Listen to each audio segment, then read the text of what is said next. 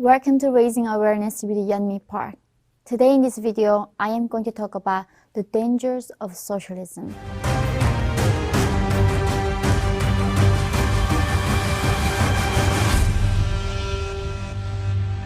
I escaped North Korea when I was 13 years old. I risked my life and I crossed the frozen river to China, being bought there as a sexual slave. And then I crossed the frozen Gobi Desert to Mongolia, then became free. I came to this country now I call home, USA, the land of the free and the home of the brave. But something I found was so alarming and shocking. The reason is because my fellow Americans, especially among the millennial generation, the data shows more than 70% of millennials thinking that socialism is something that America can take or something we need. They play this most poisonous ideology and they romanticize it. So today in this video, I'm going to tell you why socialism is dangerous. So the word socialism is trending, not only in America, especially in the developed democratic countries all around the globe. This is alarming because socialism has been tested and tried pretty much half of this earth. And whenever it's been tried, it failed. What it brought was only destruction to humanity. So therefore, I'm going to explain to you what are the dangers of socialism. Number one, socialism goes against our human nature. We are not born to be equal. That is not in our nature. Look at even animals, they compete. Imagine just like right now you sit there, even if you work so hard and your neighbor doesn't work at all. But at the end of the day, you get paid equally by the government. Why do you work? Why would you work hard? There's no incentive for you to work. And this is socialism system that we reward people equally despite whatever they do or how hard they work. It doesn't matter in that system. And therefore, people become lazy. I'm sorry to say that, but I am coming from North Korea. I saw what it did to people. When I went to South Korea, I was shocked how hard people were working. From even like teenagers, they wouldn't sleep all night, like they were studying all night long to be competent and to compete with their peers. And we need to embrace this competition because this is what made civilization better. What made us to, having all these innovations that we have in today's world.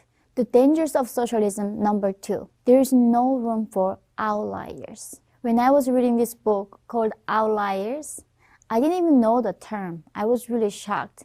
These people we call outliers are the people who are so brilliant. They are exceeding in their field and so much superior than their peers. Like people like Bill Gates or Steve Jobs. There is no Bill Gates in North Korea. There's no Steve Jobs in North Korea because the system doesn't allow it. But if we don't have these leaders, thought leaders or industry leaders, then the jobs don't get created. That means we don't get incomes. There's no spending. Then what it does at the end of the day is like bring us only poverty. And we all suffer because of that. We need to lift each other. We need to lift these thought leaders. And that is a trickle-down effect, because Steve Jobs founded, Apple. So many people got hired and we are being benefited using like iPhone, all these products that enriching our daily life. So in the socialist system, the people who only get rewarded are the people who is only loyal to the system. Not the people who is trying to make things better for the people or none of that. And because of the people who gets benefited by the system, and they have incentive to keep the system going and only keeping this status quo. Any absolute power become corrupt. And that is the nature of absolute power. That is why the socialism always brings poverty at the end, because the people who works hard in making things better, they do not get incentives. This is dangerous because it leads to poverty and destruction of everything. Number three, the government dictates all your decisions. In socialist system, your life is determined by the government. The government decides what kind of haircut you can have, what clothes you can wear, what movie you can watch, what songs you can listen to. Literally, everything is determined by the government. When you are born in North Korea or socialist system, you are not the owner of yourself. You are owned by the state. That's what I was. I was never owned myself when I was in North Korea. In socialist system, 0 questions are asked. If you question anything about the system, of course you all know that the result is going to be firing squad or sending to concentration camp. Number 4, socialism eliminates diversity of ideas and thoughts. One example, in capitalism, socialists can coexist and even thriving. Look at Bernie Sanders. He is worshipped by all these young people. But let me tell you, in socialism, if you are a capitalist, you are going to be executed. This is a reality. The fact that some of you can worship socialism is because of all this capitalism and freedom of speech that we have.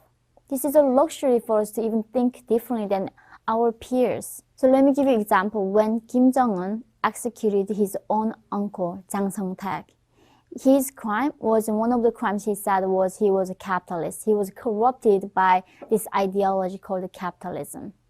And because of his crime, supposedly crime, that Kim Jong-un, the North Korean regime, killed 3 generations of his family, and more than that actually, more than 10,000 people sent to concentration camp because of this one person crime.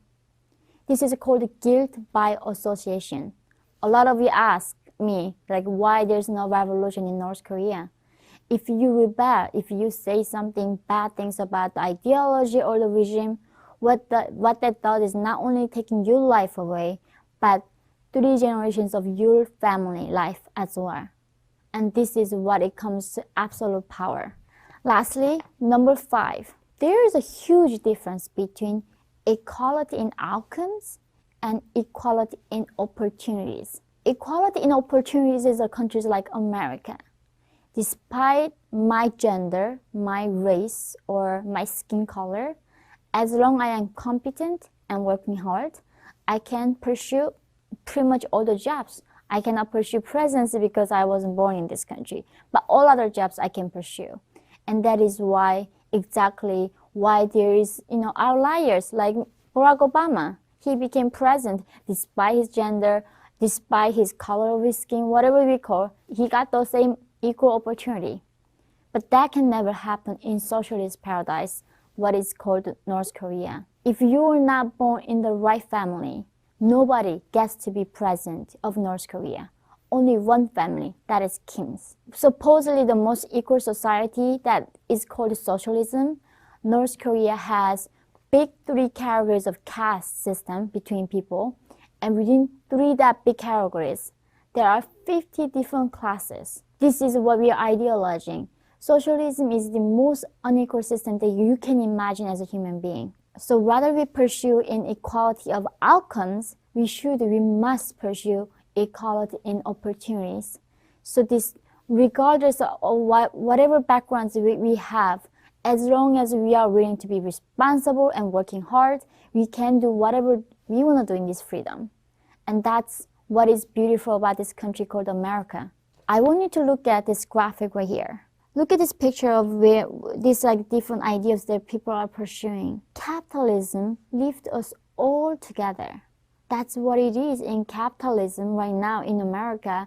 Our standard of living is so much higher for literally everyone, even the people in the poverty classes. I remember when I came to America in the beginning, I was doing this volunteering work at this homeless shelter. I was shocked because these homeless people had really clean clothes, and in the shelter they had this refrigerator, and they had this drinks of Cokes, and some of them even had computers. I was thinking, if that person were in North Korea right now, that would be the richest person that we will ever see in my lifetime. Even in capitalism, there's a pay gap. I know there's a division between poor and the rich, but it is lifting us all together. And that's what we should look for, because some people becoming billionaires or becoming millionaires, it's not our job to stealing from them and making them poor too. It is our job to lifting all of us together. That is the beauty of capitalism. So why it matters for you to understand how this most poisonous ideology works? There are two reasons.